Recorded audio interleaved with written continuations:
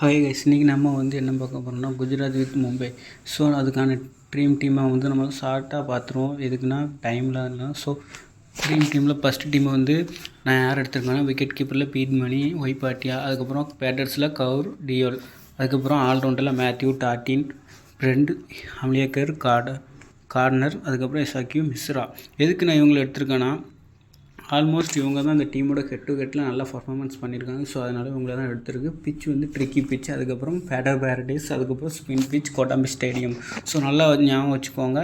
First இன்னிங்ஸில் bowling எடுக்கிற team தான் மேக்ஸிமம் வின் ஆகிருக்கு. ஸோ அதேமாதிரி பவுலிங் எடுக்கிற டீமு சேஸ் பண்ணும்போது நல்லா வின் ஆயிரும். ஸோ நீங்கள் அதேமாதிரி டார்கெட் பண்ணிக்கோங்க.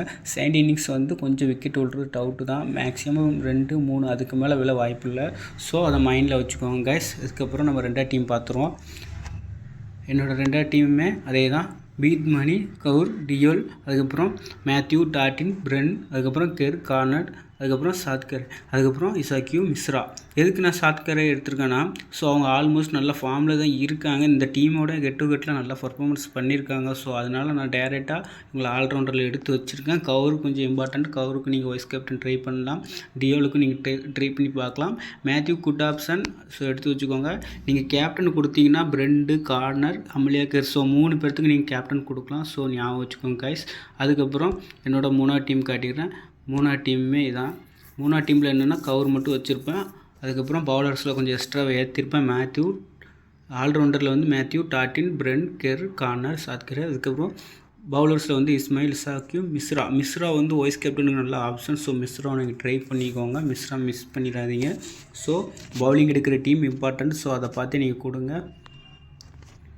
அதுக்கப்புறம் 4th டீமாக தான். 4th டீமுமே கொஞ்சம் டிஃப்ரெண்ட். ஆனால் அம்லியக்கர் captain, vice captain Mishra. So நீங்கள் மிஸ்ரா ட்ரை பண்ணி பாருங்கள் கைஸ். நல்ல ஆப்ஷன்.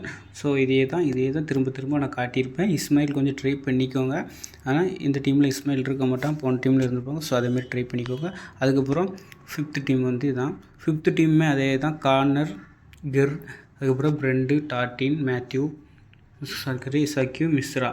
ஸோ இப்படியே தான் ரவுண்ட் அடிச்சுக்கிட்டு இருக்கோம். ஸோ நீங்கள் இதே பார்த்தீங்கன்னா கரெக்டாக இருக்கும். பிரெண்டும் இம்பார்ட்டன்ட், இம்பார்ட்டன்ட், கார்னரும் இம்பார்ட்டன்ட். ஸோ கார்னர் எப்படி ஒரு 2 விக்கெட்டு ஒரு 10 ரன் போட்டாலுமே கரெக்டாக இருக்கும். அதேமாரி பிரெண்டு ஒரு 60 ரன் அடித்தாலுமே கேப்டனுக்கு வர வாய்ப்பு இருக்குது. விக்கெட் போட்டு ஒரு 30 ரன் அடித்தாலும் கேப்டன் வர வாய்ப்பு இருக்குது. ஸோ ட்ரை பண்ணிக்கோங்க. அதுக்கப்புறம் 6th டீம் ஆல்மோஸ்ட் நான் காட்டிடுறேன். அதே தான், வேறு சேஞ்சிங்கே இல்லை. கவுர் டியோலுக்கு தான் கேப்டன், வைஸ் கேப்டன் கொடுத்துருப்பேன்.